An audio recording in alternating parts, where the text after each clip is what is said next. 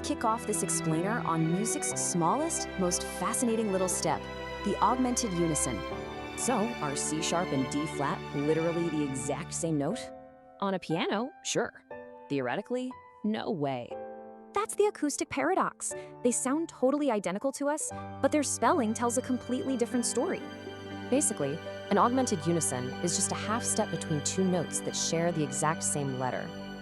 Look at the augmented unison versus a minor second. They look totally different on paper, but sound identical. In your DAW, these look like identical mini blocks, but in sheet music, spelling actually reveals your intent. It's all about direction. C to C sharp heavily pulls upward, while C to D flat naturally resolves downward. Let's actually build one.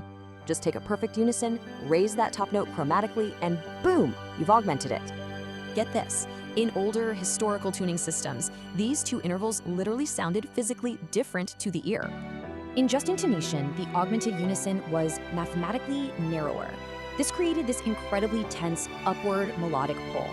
Take G sharp minor, for example. The leading tone actually has to be spelled as F double sharp to pull upward. If you just write G natural instead, it totally breaks the chord stack. It becomes visually unreadable for musicians. Or think about modulating. Raising a B flat to B natural uses an augmented unison to smoothly signal a key change. But wait, here's a crazy theoretical twist for you. If we can augment a unison, can we diminish it? Tonal harmony says absolutely not. A perfect unison is zero distance, and you literally can't have negative distance. If you lower C to C flat, it sounds exactly like a major seventh. It completely breaks the pattern. It's super conceptually awkward. Because of that, the diminished unison is actually highly debated among music theorists today. All right, let's hit our practical takeaways. Seeing this visual logic on the page totally levels up your composing.